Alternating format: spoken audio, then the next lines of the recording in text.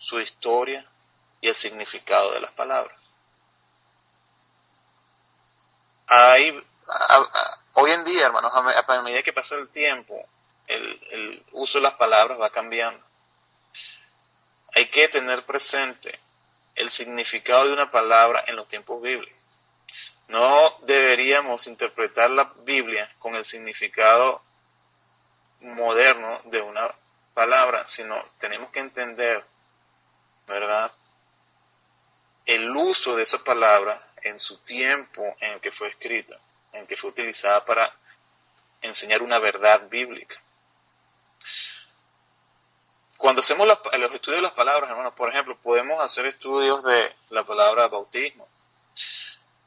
Es interesante, hermanos, porque nosotros escuchamos de bautismos de fuego, bautismo de niños, bautismo por aspersión o rociamiento, bautismo de adultos por inmersión.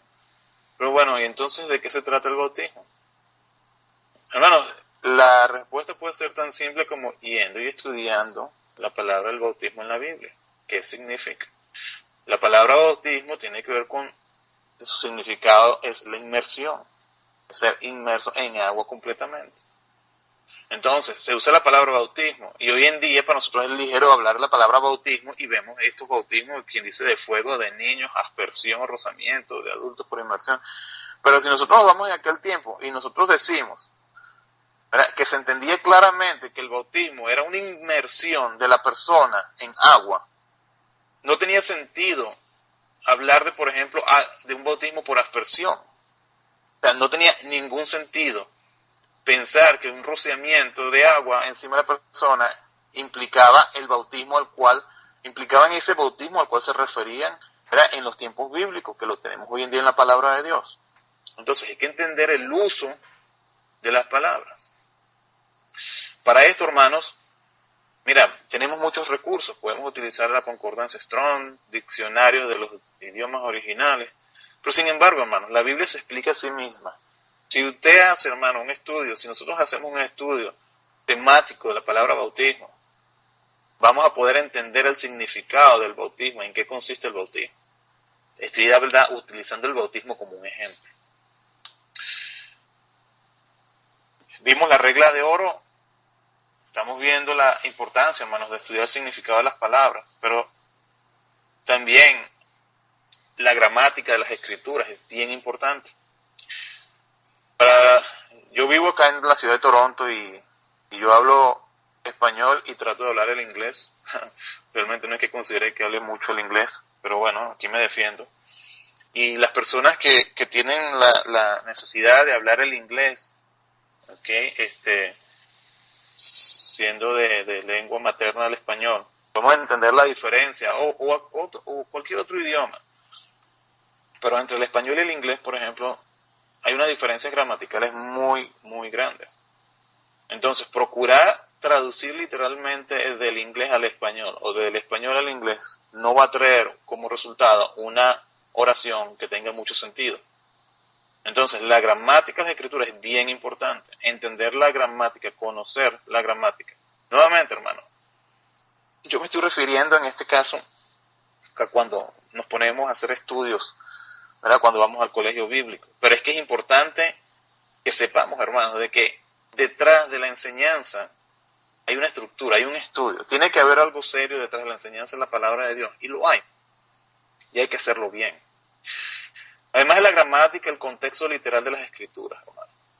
Nosotros, cuando leemos la palabra de Dios, tenemos que considerar el contexto de lo que estamos leyendo. Solemos hablar de un contexto inmediato que corresponde a los versículos, los pasajes que están alrededor del pasaje del texto que estamos estudiando. Hablamos de un contexto agrandado que tiene que ver un poco más con el libro al que se refiere. ¿Quién ha escrito el libro? ¿A quién se le está escribiendo? ¿Por qué? ¿Cuáles son las razones por las que se están escribiendo el libro? Las condiciones. ¿De qué trata el autor del libro? Y eso nos ayuda, hermanos.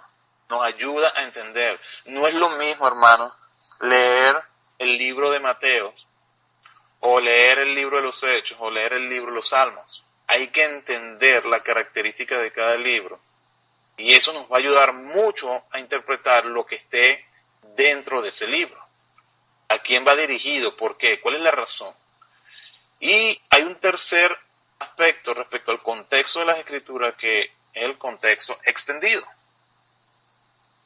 Ese contexto extendido considera el todo de la Biblia. Por ejemplo, si nosotros hablamos del bautismo, o si nosotros hablamos del amor, o hablamos de la salvación, tenemos que ver en la Biblia que que nuestra enseñanza, nuestro conocimiento del tema sea constante, sea continuo durante toda la Biblia, sea consistente. No podemos nosotros de un pasaje concluir algo respecto al amor, o concluir algo respecto al bautismo, o concluir algo respecto a la salvación, sacándolo de un pasaje bíblico que contradice otra parte de la Escritura. La palabra de Dios no se contradice. Entonces, si nosotros estamos frente a una enseñanza que saca salida de un pasaje bíblico y contradice otros pasajes de la Biblia, como cristianos tenemos que entender de que posiblemente estamos frente a una herejía. Entonces tenemos nuevamente, hermanos, que entender el contexto de la escritura que estamos haciendo, el contexto inmediato, que son los versículos, los pasajes que están inmediatamente antes y después del texto que estamos leyendo. Hay que entender el contexto del libro y hay que entender ese tema a lo largo y ancho de la palabra de Dios. También, hermanos, vemos otros aspectos que consideramos cuando hacemos el estudio de la hermenéutica. Y hablamos de las figuras del lenguaje. Hablamos de alegorías, metáforas, símbolos, modismos, hipérboles, retórica, ironía. Hermanos, si vamos a hacer una interpretación correcta de la Biblia, tenemos que entender el uso de las figuras del lenguaje. ¿Okay? Ya estos son, no voy a profundizar más acá en este punto, pero nuevamente la intención es llamar la atención respecto a lo que nosotros tenemos como base para la interpretación de la Biblia. También, hermanos, se considera el trasfondo histórico, los usos y costumbres en los tiempos bíblicos. Y todo esto, hermanos, lo que nos da como resultado es una estructura sólida, una cantidad de reglas que consideramos para que cuando nosotros comencemos a leer la Biblia podamos hacer una interpretación adecuada de la misma. Ahora, hay dos tipos principales de interpretaciones. Hay dos tipos de interpretaciones que se usan con respecto a la hermenéutica para desarrollar la doctrina bíblica. Hablamos de interpretación alegórica e interpretación literal, que también se conoce como gramático-histórica. Yo ahorita hablé de las figuras del lenguaje y hablé de la alegoría. Antes de entrar en este punto voy a hablar un poco de la palabra alegoría. La palabra alegoría es una figura, hermanos, del lenguaje. Es algo que tiene un significado simbólico. Es algo que tiene un significado simbólico. De eso se trata la alegoría. Es una figura del lenguaje que tiene un significado simbólico. Por ejemplo, si nosotros vamos a la palabra de Dios y vamos al libro de Juan capítulo 14, versículo 6, leemos: Jesús le dijo: yo soy el camino y la verdad y la vida. Nadie viene al Padre sino por mí. Señor Jesucristo, hermano, está diciendo que Él es el camino. Si nosotros hacemos una interpretación correcta de la palabra de Dios, nosotros podemos entender de que el Señor está haciendo una alegoría respecto a esto, porque nosotros sabemos que el Señor Jesucristo no es un camino de tierra o de asfalto como tal. Lo que nosotros podemos comprender acá es que el Señor Jesucristo está utilizando una figura del lenguaje para hacernos entender que nosotros tenemos acceso a Dios por medio de Él. Entonces, cuando leemos que Jesús le dijo: yo soy el camino, es fácilmente entendible que es una alegoría lo que se está haciendo acá, un simbolismo. Es una figura del lenguaje que se está aplicando para darnos a entender algo. Entonces, cuando yo hablo de que hay tipos de interpretaciones, hablamos de la interpretación alegórica. ¿Qué es lo que quiere decir esto? La interpretación alegórica, hermano, es un método de interpretación bíblica que se basa en el supuesto de que Dios diseñó los relatos de las Escrituras para representar verdades espirituales ocultas y que la tarea del intérprete es ir más allá del sentido literal para encontrar el significado original. Si lo vemos con el pasaje que acabamos de leer, dice, yo soy el camino, la verdad y la vida. Entonces, más allá de lo que entendemos acá, la alegoría ya comienza a jugar un poco con la mente y empieza a procurar buscarle un sentido más allá de lo que estamos leyendo. Procurar crear una enseñanza de lo que yo creo que quiere decir ese pasaje bíblico.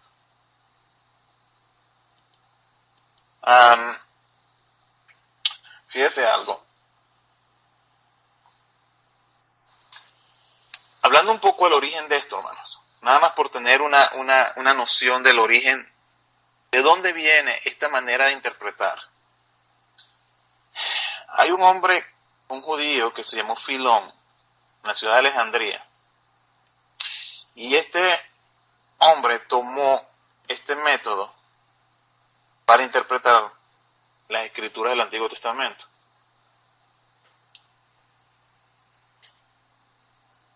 Dice, el método, yo tengo un material, hermano, que estoy aquí revisando, dice, este método lo utilizó Filón de Alejandría y posteriormente lo adoptó Orígenes y la escuela de Alejandría. Agustín también estaba a favor de la interpretación alegórica. Estos son algunos nombres, hermanos, que si usted, no sé si de pronto usted lo ha escuchado o no, pero ya puede saber de que estas personas tomaron como base de su interpretación la alegoría. La interpretación alegórica conduce, hermanos, a una especulación sin control que puede originar una confusa variedad de teorías y fantasías. Esta se ha prestado, hermanos, a toda clase de errores, ya que no conoce reglas sino el capricho del intérprete. Hermanos, somos 7.000 millones de personas en el planeta. La interpretación alegórica nos permite interpretar la Biblia o el pasaje conforme a lo que nosotros creamos que quiere decir.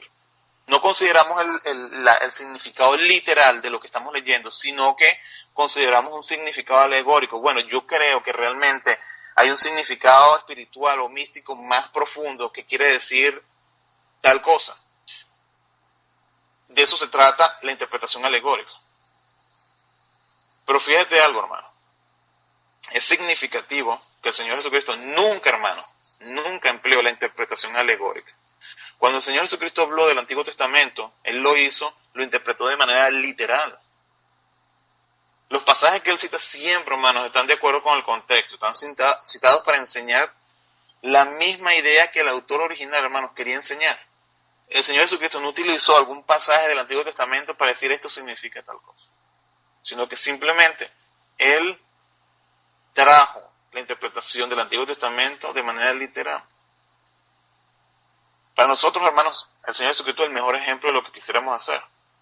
Y es una manera de entender de qué manera se debería interpretar la Escritura. Cuando yo estoy hablando, hermanos, de interpretación alegórica, interpretación literal, estoy explicando la interpretación alegórica como la manera de la cual no se debería interpretar la Escritura. Y eso es algo que quiero aclarar ahora. La interpretación alegórica no debería ser la manera de interpretar las Escrituras.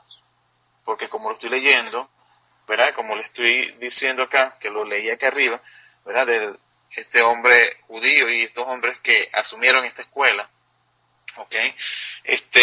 La interpretación alegórica, hermanos, nos conduce a una especulación, nos conduce simplemente a que la interpretación sea el capricho de una persona. El origen de esta interpretación viene de una escuela que se conocía, la escuela de Alejandría. Hay otra escuela que se conoce, la escuela de Antioquía. La interpretación bíblica, hermano, en la era post-apostólica estuvo influenciada por una teoría griega de inspiración. Y fíjate, estoy hablando de una teoría griega de inspiración. Estamos hablando de